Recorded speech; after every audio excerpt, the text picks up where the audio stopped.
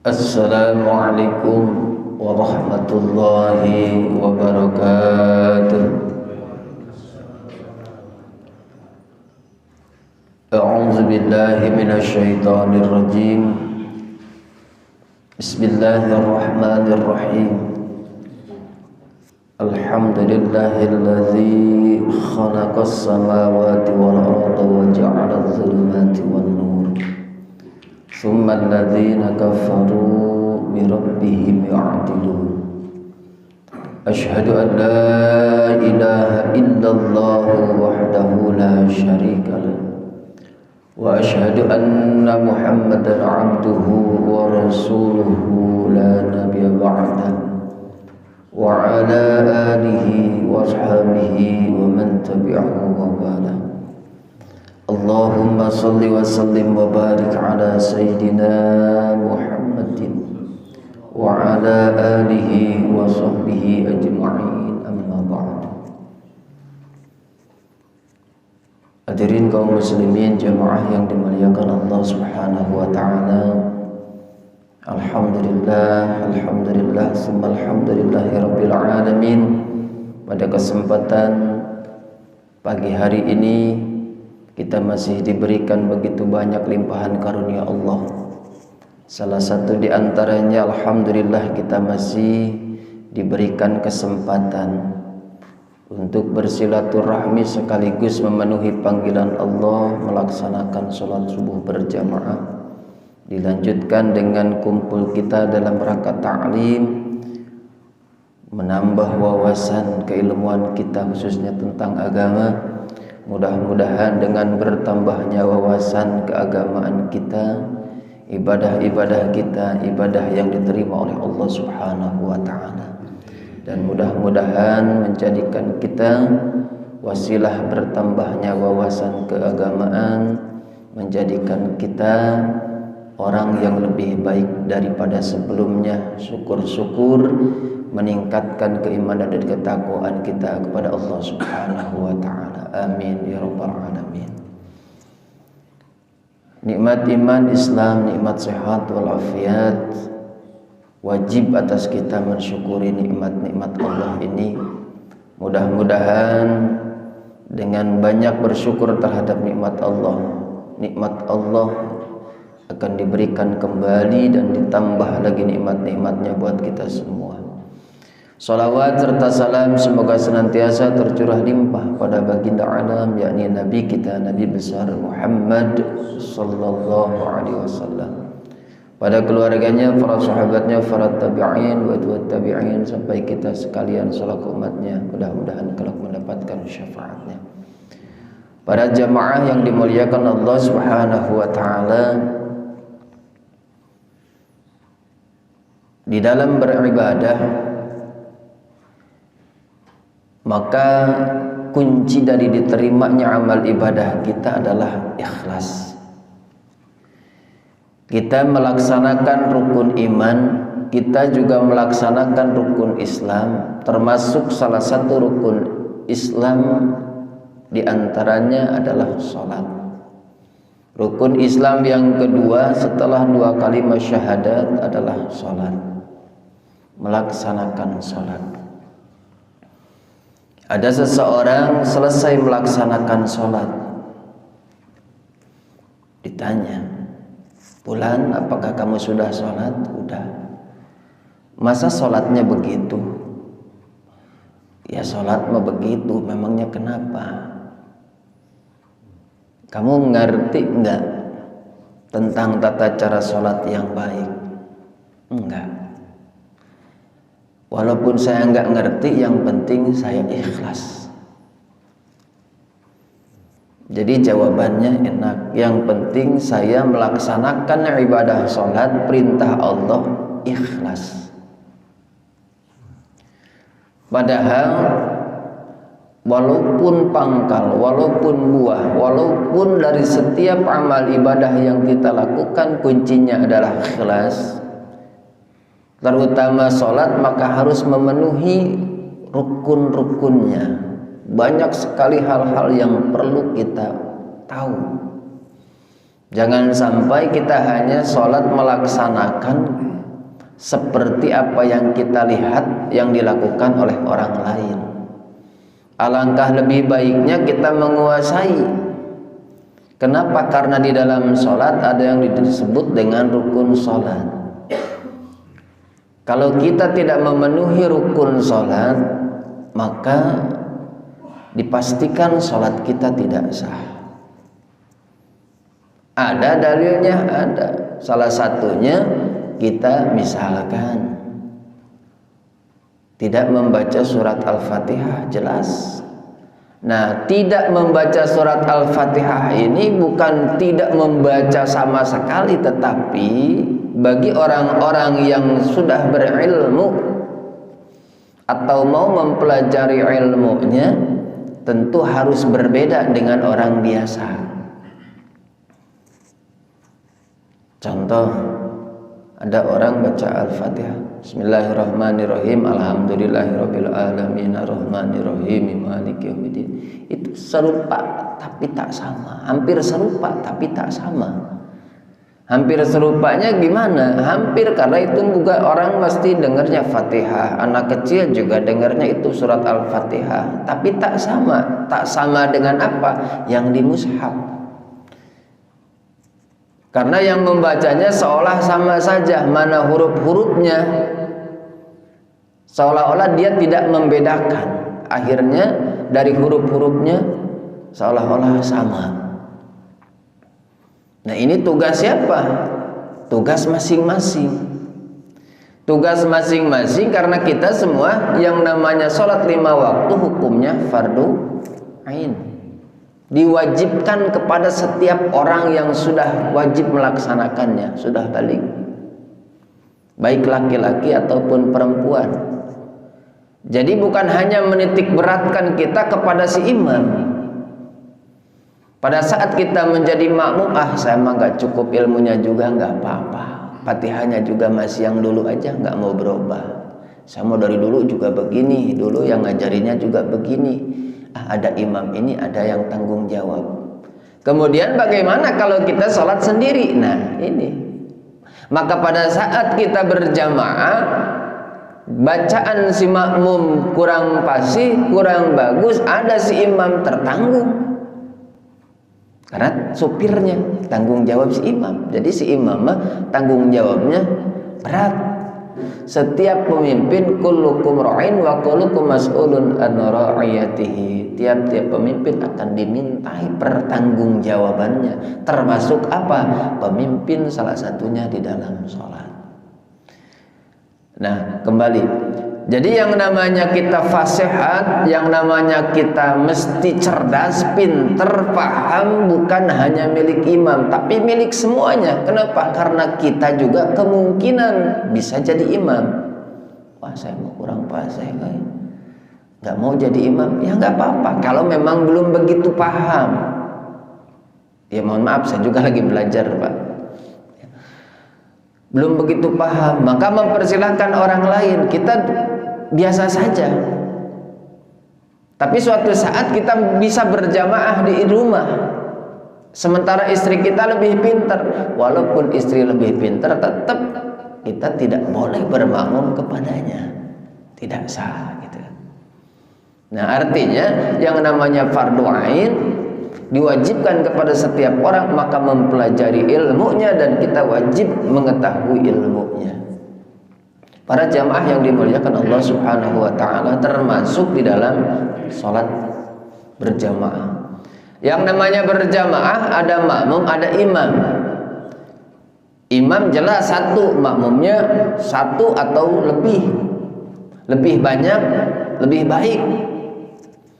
Nah, makanya pada saat seseorang akan menjadi imam, menjadi pemimpin di dalam salat, di dalam hadis Rasulullah Sallallahu Alaihi Wasallam, Rasulullah memberikan kisi-kisinya kepada kita sebagai umatnya untuk atau dalam rangka menentukan siapa orang yang lebih berhak untuk menjadi imam. Qala Rasulullah Sallallahu Alaihi Wasallam, ya ummul qaum aqra'uhum li kitabillahi fa in kanu fil qira'ati sawa'an fa'alamuhum bisunnah. Fa in kanu fi sunnati sawaan faqdamuhum hijratan.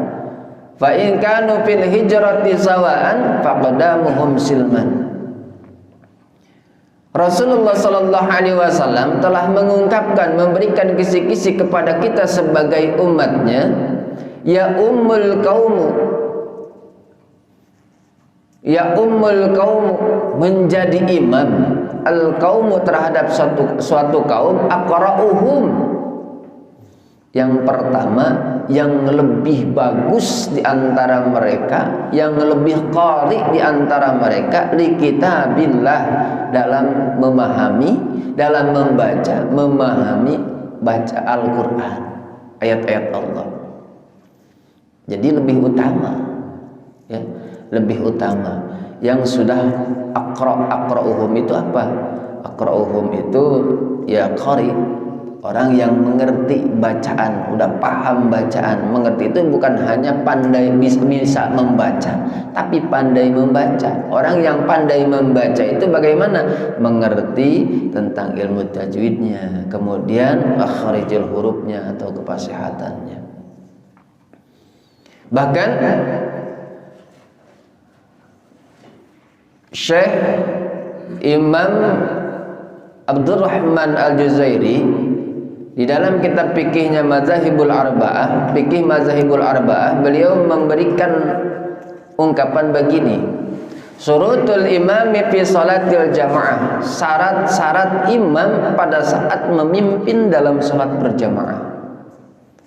Jadi kedua pertemuan terakhir kalau tidak salah saya menerangkan tentang syurutul qudwah, syarat-syarat menjadi makmum. Nah sekarang pada saat kita syarat-syarat menjadi imam nih sekarang. Kalau jadi makmum sebenarnya mudah, tapi banyak, kemarin kan sudah saya jelaskan, diantaranya tidak sah menjadi makmum itu kalau sudah melihat pembatalan yang jelas terhadap si imam. Kalau tidak tahu ya sah-sah saja. Kalau memang si imamnya batal tapi makmumnya tidak tahu. Yang pertama syarat menjadi imam al-islamu, jelas. Ini syarat pertama, karena sholat itu juga hukumnya wajib bagi orang Islam. Dulu pernah dengar, mungkin zaman sekarang juga ada, orang yang mempelajari agama Islam tapi belum masuk Islam. Jadi dia itu mempelajari agama Islam bahkan sampai ke Mekah. Sampai ke Mekah dia mempelajari agama Islam, bahkan menghafal Al-Quran. Tapi tujuannya bukan dalam rangka masuk agama Islam, karena dia mempelajari Al-Quran pengen tahu kelemahan Islam. Pelajari, sehingga mohon maaf pada saat kita pergi, kita kan nggak tahu Pak, tiba-tiba misalkan tiba-tiba datang ke sini, naudzubillah min dzalik, orang dengan setelan Islami, kemudian dia di sini dengan suaranya yang bagus azan, kita juga subhanallah bagus, ternyata baca Al-Qur'annya juga bagus, dan akhirnya dia cerita-cerita, saya alhamdulillah katanya hafal Al-Quran, banyak hafalan hadis, dulu begini, orang pasti mudah percaya. Apalagi memang ada buktinya. Tapi ternyata seorang ini mempelajari agama sampai di Mekah, pulangnya tujuannya adalah untuk, mohon maaf, menghancurkan Islam. Nah, kemudian dia jadi imam. Dia jadi imam di suatu masjid supaya orang-orang pada simpati. Bismillahirrahmanirrahim. Wah, enak pokoknya. Suaranya suara, misalkan kalau dari Mekah itu Syekh Abdurrahman As-Sudais. Orang sampai dengernya enak lah pokoknya gitu. Orang, ya Allah, enak banget. Akhirnya orang mulai senang. Padahal dia, nah ini orang udah mulai ini. Padahal dia hanya ada kepura-puraan. Nah pertanyaannya, sah nggak si makmum yang bermakmum kepada orang tersebut? Ya, sah. Kenapa? Karena tidak tahu. Ada yang lagi pendapat tidak sah. Kenapa? Ya, karena dia belum masuk Islam. Jadi ini pendapat ya, tapi kita lebih condong sah. Kenapa? Karena didasari ketidaktahuan. Ya kan kita pasti, Pak, wah salut, hebat, bacaannya bagus, ini bagus. Yang Islamnya dari kecil aja bacaannya biasa saja, makanya kita langsung senang gitu. Akhirnya ya kita terpesona lah pokoknya. Padahal dia sendiri belum masuk Islam. Nah, ada yang menyebutkan sah, ada yang menyebutkan tidak sah. Tidak sah alasannya karena belum masuk Islam. Apalagi kita tahu, jelas kalau kita tahu tidak sah. Contoh, karena sekarang itu lebih bermasyarakat, Pak. Orang muslim dengan orang non muslim karena sering mendengar, non muslim ini sampai hafal, bisa, bahkan mempelajari. Dulu saya punya murid itu, waktu saya ngajar di SD, ada non muslimnya. Waktu saya, Dek, kamu non muslim kan sekarang pelajaran agama Islam, kalau mau keluar silahkan, toleransi. Pak, enggak, saya mau ikut aja, Pak. Enggak apa-apa. Ya enggak tahu, sama orang tuanya mungkin dilarang atau gimana, tapi dia ikut aja. Bahkan saya belajar kaligrafi, dia ngikut kaligrafi, minta dinilai juga. Saya belajar nulis surat Al-Fatihah, coba tatap selama 5 menit ayat Al-Fatihah, kemudian tutup juz amanya, kamu tulis kembali sesuai dengan ingatan kamu.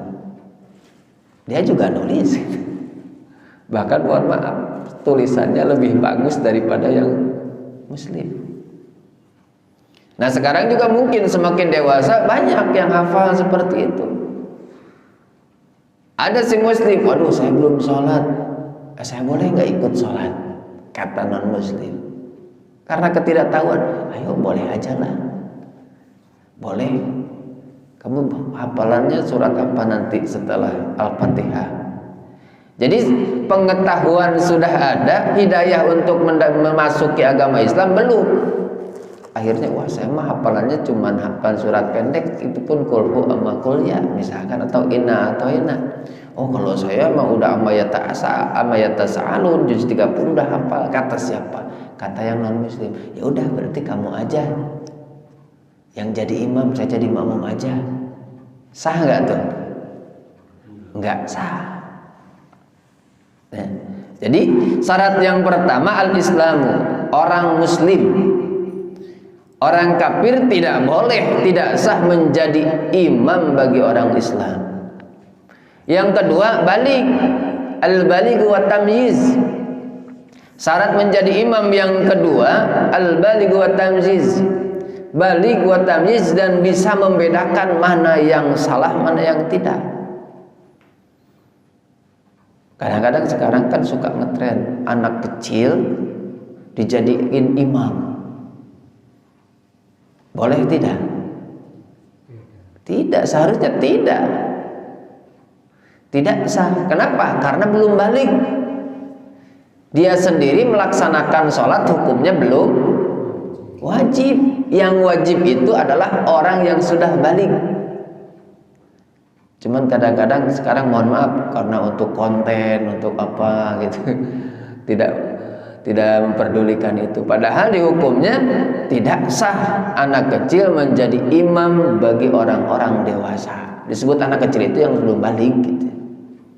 Kenapa? Karena belum baligh, belum tertuntut kewajiban, terbebani oleh kewajiban. Ya harus sudah mukallaf. Tamyiz, dan juga bisa membedakan. Oh ini begini, ini haram, ini halal, rukun. Nah imam itu harus mengetahui tentang rukun-rukun. Anak kecil belum tentu, walaupun hafalannya bagus. Kenapa hafalannya bagus? Karena dididiknya dari kecil, dari mulai bayi bagus bacaannya. Maka pada saat dididik dengan bacaan yang bagus, makharijul hurufnya bagus, maka dia akan mengeluarkannya juga bagus, bacaan Al-Qur'annya bagus. Nah, menurut Imam Syekh Abdurrahman Al-Juzairi, tidak sah anak kecil menjadi imam terhadap orang-orang dewasa karena dia sendiri belum balik. Yang ketiga, syarat menjadi imam itu rajul, laki-laki. Tentunya laki-laki menjadi imam bagi perempuan. Boleh perempuan? Ya boleh menjadi imam bagi perempuan. Itu seperti itu. Silahkan saja. Yang jelas perempuan tidak sah menjadi imam bagi laki-laki. Walaupun keilmuan si perempuan lebih hebat daripada laki-laki, hafalannya lebih banyak daripada laki-laki, tetap. Contoh, si perempuan ini sudah hafal 30 juz, udah hafal, bagus lagi bacaannya. Si laki-laki ini hanya modal hafalannya Fatihah sama surat, misalkan Al-Falaq, Falaq Bina sama Qul Huwallahu Ahad, Al-Ikhlas. Modalnya segitu.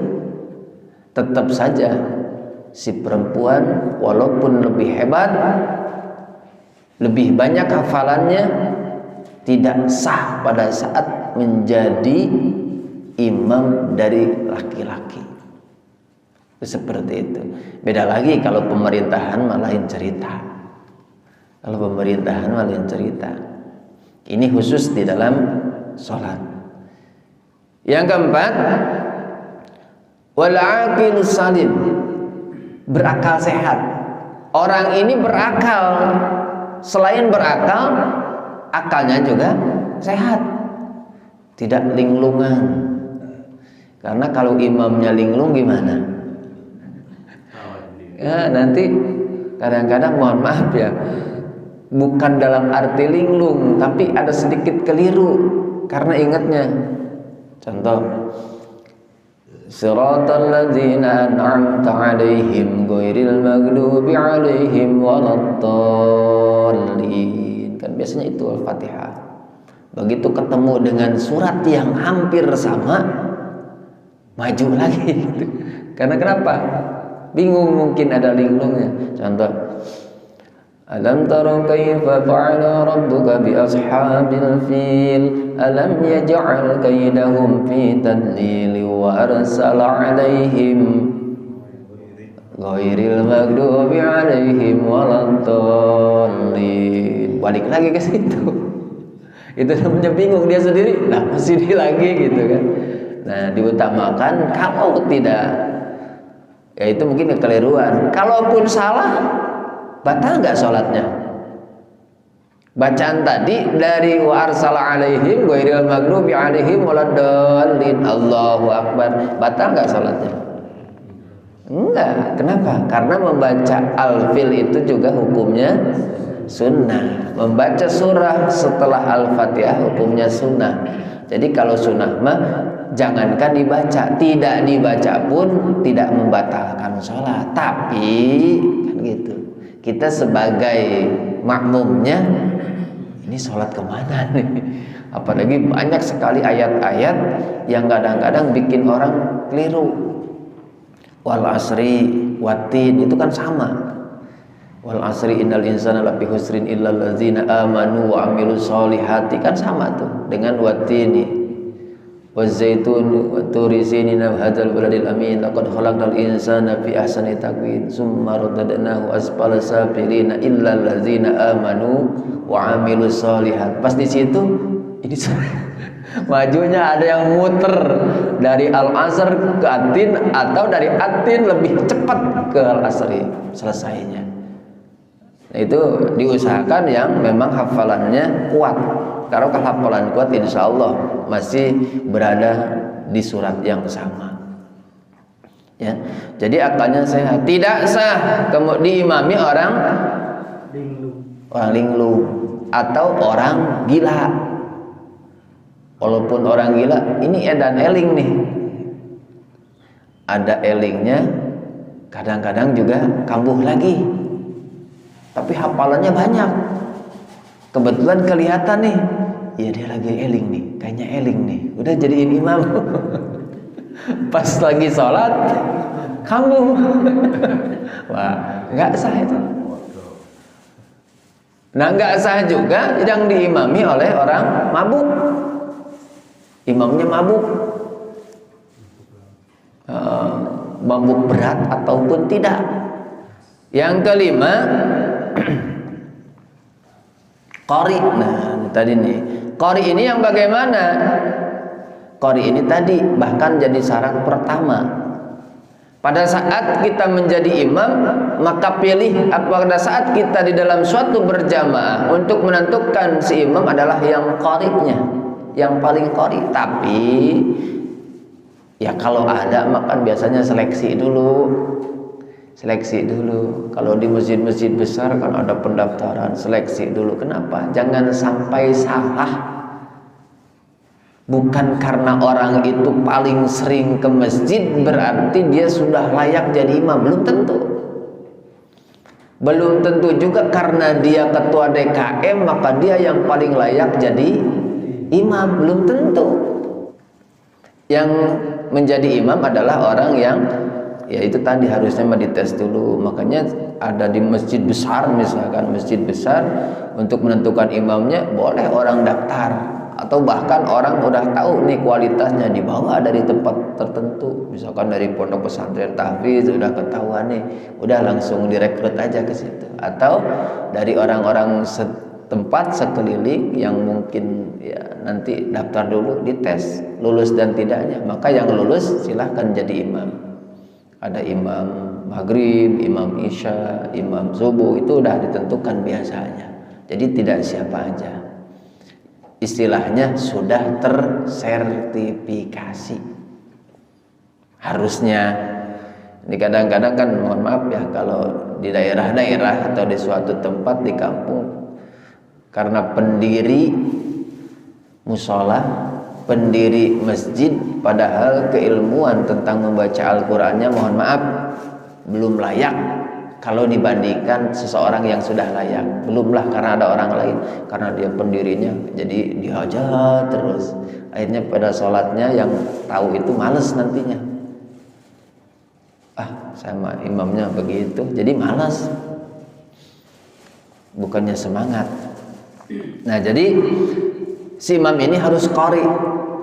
Aqra'uhum li kitabillah fa in kanu fil qiraati sawaan. Bagaimana kalau membaca Al-Qur'annya sama nih bagusnya, makharijul hurufnya bagus, pengetahuan ilmu tajwidnya bagus, fa'alamuhum bisunnah, maka pilih yang lebih mengetahui tentang sunnah-sunnahnya, sunnah Rasulullah, yang lebih nyunah lah gitu. Yang satu ini imam nih, dua-duanya nih gini Pak, kira-kira imam ini hafalannya 30 juz, yang ini 30 juz, berarti sama. Yang satu lagi, yang ini baca Al-Qur'annya, fasihnya sama, ilmu tajwidnya, pengetahuannya sama. Bagaimana nih? Nah, di sini fa'alamuhum bisunnah, maka pilih yang lebih nyunah. Yang satu mah habis sholat ngaji beres pulang, mohon maaf.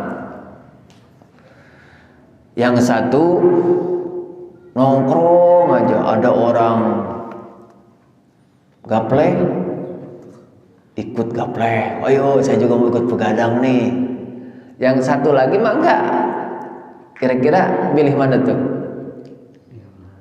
Yang enggak, harusnya itu lebih sunnah. Yang satu kalau ukuran lagi, yang satu mah sering Senin Kemis, yang satu mah gak pernah, maka pilih itu yang lebih sunnah.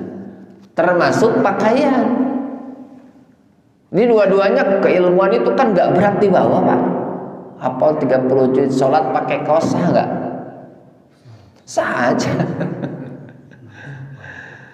nggak hafal 30 juz, bahkan jangan 30 juz, 1 juz aja nggak hafal, surat-surat nggak hafal, pakai gamis sholat sah nggak?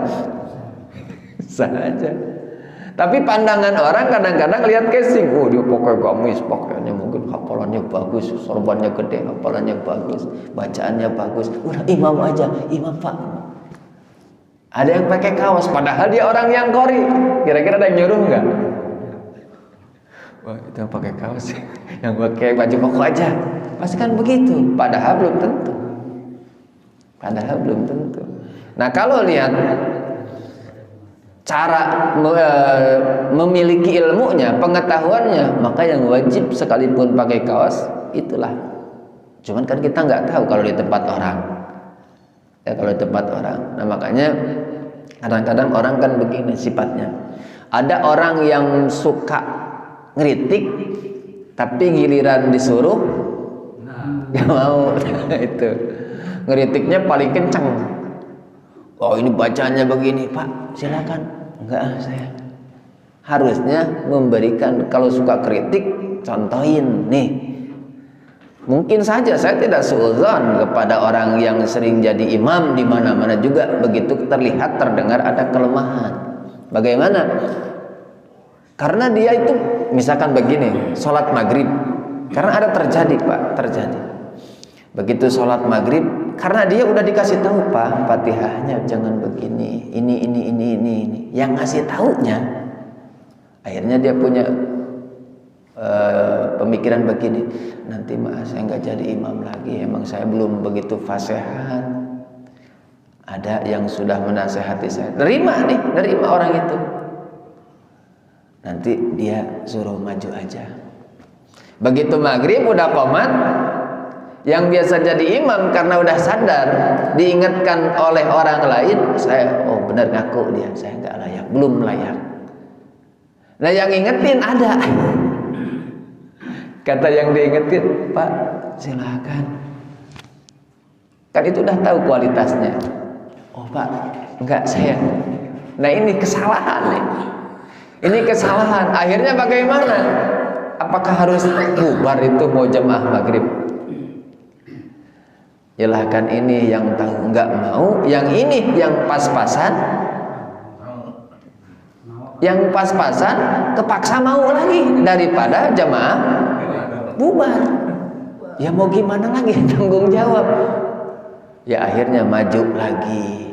Nah ini kesalahan juga. Jadi kadang-kadang jangan hanya berani menyalahkan, tapi harus berani mencontohkan. Kalau nyalahin mah biasanya saya juga pinter. Biasanya kalau nyalahin itu sifat penonton apa sifat pemain? Biasanya pengamat. Bahkan pengamat masih punya etika biasanya. Ini penonton luar biasanya.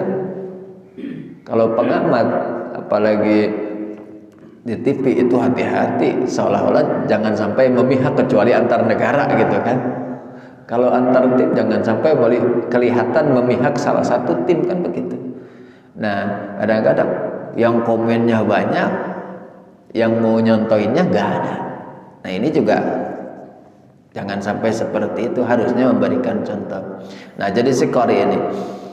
Nah kalau sama-sama qari tadi fa'alamuhum bisunnah, maka pilihlah yang lebih sunnah. Fa in kanu fi sunnati sawaan, bagaimana kalau misalkan dalam hal sunnahnya juga sama, nyunnahnya sama, fa aqdamuhum hijratan, maka pilih yang lebih dulu hijrah. Oh si ini sama ilmunya, cuman si ini mah dulu, mohon maaf, premannya lebih lama insafnya dibanding si ini. Ya udah yang hijrah duluan.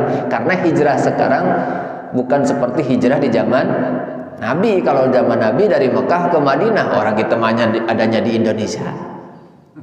Berarti hijrah dalam apa? Hijrah menuju kebenaran, menuju Islam. Itu pilihnya.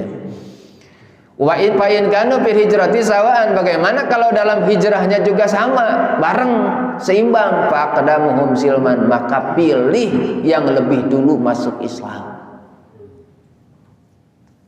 Masuk Islam. Ini dua-duanya juga ini mah Islamnya sama dari lahir. Nah, gimana lagi? Nah, wa fi riwayatin, pilih apanya? Sinnan. yang melihat kepada umurnya ini, oh iya ilmunya sama, kemudian sunnahnya juga dia nyunah sama, hijrahnya sama, agama Islamnya sama-sama dari lahir, udah beragama Islam, maka pilih apa? Sinnan, umurnya. Oh ini mah lebih senior umurnya, maka itulah pilih. Ya. Wala ya umman ar-rajulu ar-rajula, dan tidak boleh seseorang menjadi imam, seorang laki-laki menjadi imam bagi laki-laki fi sultanihi, di daerahnya si laki-laki. Maksudnya begini Pak, seperti saya di barusan, contoh saya tulisin dulu, wala yaqud bi baitihi ala takrimatihi illa bi izni, hadis riwayat Muslim. Tidak boleh seorang laki-laki, ini bahasa kitanya, ar-rajulu ini bermakna seorang laki-laki pendatang menjadi imam laki-laki yang diem di tempat itu. Wala yaqudu fi baitihi, dan tidak boleh duduk fi baitihi, di tempatnya. Ini kalau harfiahnya itu, lugawinya itu rumah. Ala takrimatihi, milik seseorang laki-laki, illa biiznih, kecuali seizinnya. Artinya begini Bang, seharusnya saya ini tidak boleh menjadi imam di sini. Kenapa? Karena ini bukan tempat tinggal saya. Yang lebih berhak menjadi imam di Musolah Al-Mujahidin adalah warga Merbabu. Wala yaqud fi baitihi, saya juga tidak boleh diam di sini nih. Kalau di sini udah pasti jadi imam, begitu qomat saya di sini ngapain? Pasti jadi imam karena makmum di belakangnya. Ala takrimatihi, milik warga sini, illa biizni. Nah ini kecuali ini, illa biizni, kecuali sudah mendapatkan izin, ada restunya. Makanya tidak langsung serta-merta, walaupun misalkan saya datang ke sini, tidak ada yang mempersilahkan atau mengizinkan, silakan, enggak apa-apa aja, udah. Nah berarti saya udah diizinin belum? Udah. Tiba-tiba begitu qomat, karena saya mau ngaji di sini mau ngaji langsung dari sini, langsung tinggal duduk di sini, begitu qomat udah aja langsung nyelonong ke sini nih. Nah ini mohon maaf, bukan tidak sah, tapi kurang sopan atau kurang adab, karena adabnya begitu. Ini adalah rumah orang, maka tidak boleh kita seenaknya. Nah, termasuk di masjid itu seperti itu. Jadi kadang-kadang ada orang nyelontrong aja, kenapa? Saya nggak percaya dengan bacaannya begini, langsung nyelontrong. Sementara dia bukan warga sini. Kalau warga sini ya nggak masalah, karena tanggung jawab di sini. Tapi kalau dari luar, illa biizni, kecuali ada izin terlebih dahulu dari warga sini. Warga sini itu gimana apa? Kalau di masjid biasanya DKM, karena memang ya seperti khatib Jumat. Itu ada yang sama sekali dia mau khotibnya doang Pak, ada. Jadi begitu khotib dia naik, begitu jadi imam dia mempersilahkan, udah imam di sini aja, khususnya imam rawatib di sini yang jadi imam. Ada yang seperti itu. Kalau saya dalilnya ini illa biizni, karena sudah ada izin, udah silahkan saja. Ya. Ada yang sama sekali. Kemudian yang keenam, syarat jadi imam wa taharatu anil hadasil asghari wal akbari. Imam ini harus suci dari hadas kecil ataupun hadas besar. Ini kemarin juga saya sudah singgung sedikit. Pada saat si imam berjamaah, si makmum sedang berjamaah saja, si imam ini nggak tahu bahwa dia, atau bukan hanya imam, kita saja, kita sudah sholat nih, sudah sholat, baru sadar begitu kita mau buka baju, ternyata di baju kita kotoran cicak yang hukumnya najis. Salat kita sah nggak? Kita tahunya setelah salat. Sah. Kecuali kita tahunya sebelum salat atau ketika sedang salat. Kalau sesudah salat tidak jadi masalah. Seperti halnya si imam, mohon maaf, ada orang yang begitu dia batal, lanjutin aja, makmumnya nggak tahu ini. Si imam ini misalkan, waduh, ragu-ragu ini saya kentut apa enggak sih baru saja, katanya si imam. Biarin aja, nanti kalau saya batalin, apalagi saya lagi mules banget nih perutnya, bau, ketahuan saya kentut. Akhirnya kan pada beres sholat di sini nggak ada masalah. Mungkin lagi sholat gini aja, ini siapa gitu kan. Kira-kira berprasangka nggak sih makmum bahwa yang kentut si imam? Kayaknya enggak. Justru kalau dibatalin, waduh, malu saya. Akhirnya si imam terusin aja lah, bodo amat, ntar saya mau sholat lagi. Nah, itu si makmum, padahal si imamnya kan kentut tapi tidak tahu. Sah nggak si makmumnya? Si makmumnya sah. Ya, si makmumnya sah. Yang tidak sah siapa? Si imam ngebohongin orang itu. Demi apa? Demi harga diri. Kalau saya batalin, mana tahu saya ketahuan. Nah, mendingan udahlah, bertahan aja. Nanti juga paling sangka-sangkaannya makmum. Di sini juga nggak bakalan ada yang ngomong. Selesai sholat di luar, itu siapa sih? Nah begitu. Nah sama. Wa taharatu anil hadatsil asghar wal akbar. Imam itu sama sebenarnya untuk seluruh orang yang mau sholat, mau imam, mau jadi makmum, harus suci dari hadas kecil dan hadas besar. Yang ketujuh, bilisanin fasih. Bilisanin fasih. Jadi yang dipilih menjadi imam adalah orang yang lebih fasihat di dalam membaca Al-Quran. Tidak boleh sampai ada tertukar huruf satu dengan huruf yang lain yang berbeda. Tidak boleh. Bagaimana kalau misalkan cadel? Nah, mohon maaf ada yang cadel gitu kan.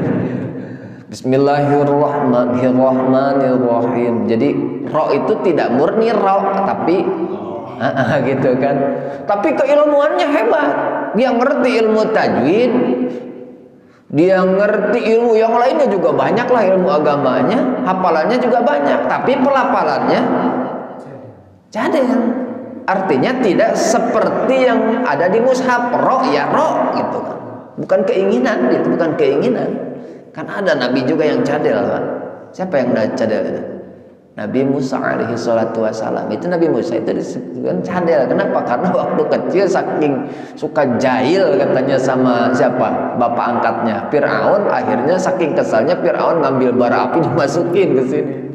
Akhirnya dimasukin ke mulut, makanya itulah efeknya. Wa kallamallahu Musa taklima, itu kan gitu. Nah, bagaimana? Nah, kalau seperti itu, ini mohon maaf, bukan dari keilmuan secara umum, tapi bilisanin fasih. Maka yang lebih utama adalah yang fasih.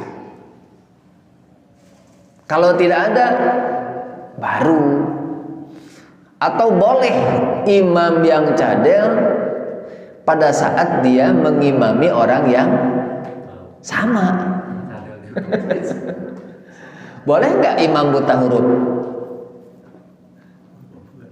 Boleh nggak? Kan sekarang banyak Pak, baca Al-Fatihah nggak mesti tahu hurufnya, hafal semua kan?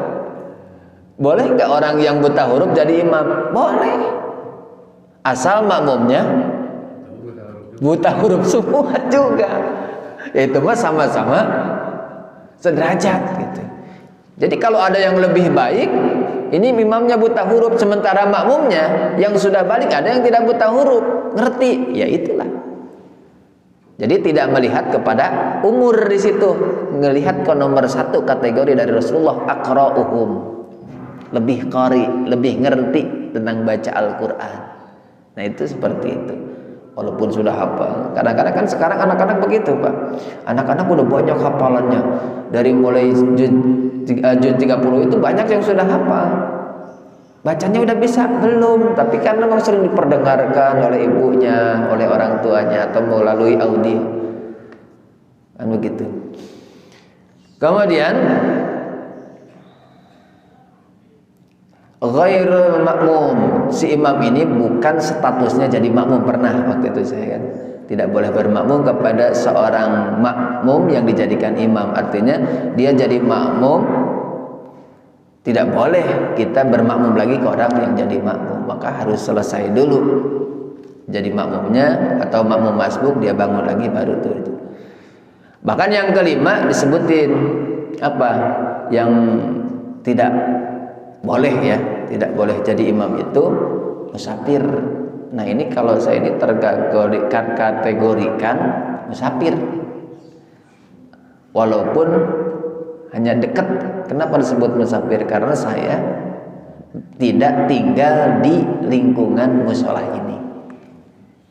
Balik lagi, illa biizni, kecuali dapat izin, dapat restu, dipersilahkan, lain cerita. Nah itu seperti itu. Jadi pada saat kita menjadi imam, ya persiapkan terlebih dahulu. Jangan malu. Kenapa? Karena menyangkut sholat kita sah atau tidaknya. Pemimpin harus memiliki keilmuan yang lebih, terutama di dalam sholat. Di antaranya aqra'uhum li kitabillah, lebih pandai, lebih memahami, lebih fasihat di dalam membaca Al-Quran. Jadi untuk umur itu nomor terakhir Pak. Jadi umur itu nomor terakhir. Wah dia lebih tua, saya mah tuanya juga tua biasanya. Sama tua juga, tua kepanasan Pak. Situ kan walaupun muda ada modalnya dari pesantren, dari pendidikan agamanya cukup. Nah jadi aqra'uhum, jangan melihat umur. Umur itu di kategori kata hadis Rasul adalah yang terakhir. Jadi hitungannya satu yang lebih qori, kalau sama maka yang lebih nyunnah, yang kalau sama maka yang lebih dulu hijrahnya, maka kalau sama lebih dulu keislamannya, termasuk menentukan di umur. Umur juga sama, bagaimana ini? Sama, tanggal lahirnya juga sama dia. Waduh gimana nih suit dulu. Ya bolehlah kalau memang ada deket waktunya, Bapak Isya, Bapak ini maghrib, nah gitu ditentuin waktunya. Ada lagi yang begini, lihat apanya, lihat apa yang dia miliki. Ada candaannya mah, lihat yang ini istrinya satu, yang ini istrinya, pilih yang mana? Yang lebih. Pak, saya mah 3. Situ qori enggak? Jangan itu. Jadi bukan jadi nomor 1 itu mah kalau sekiranya seimbang terus. Jadi pasti ada perbedaannya. Mungkin itu saja yang dapat saya sampaikan. Mudah-mudahan saya tidak berniat menggurui, tidak niat menyindir, tidak, pokoknya intinya untuk ya supaya ibadah kita ibadah yang lebih baik. Bagi yang mengkritik, jangan hanya suka mengkritik, coba sama-sama praktekkan supaya apa? Tahu. Akhirnya kalau sudah tahu, kritik melulu dia mah, begitu diprakteknya ya sama aja. Jadi orang itu jangan pandai mengkritik, apalagi kritiknya menjatuhkan, merendahkan. Tapi jadilah orang yang kritis dalam membangun, terutama supaya sholat kita lebih baik. Mungkin itu yang dapat saya sampaikan. Kurang lebihnya mohon dibukakan pintu maaf yang seluas-luasnya. Saya akhiri, subhanakallahumma wa bihamdika asyhadu an la ilaha illa anta astaghfiruka wa atubu ilaik. Wallahul muwaffiq ila aqwamit thoriq. Billahi taufiq wal hidayah. Wassalamualaikum warahmatullahi wabarakatuh.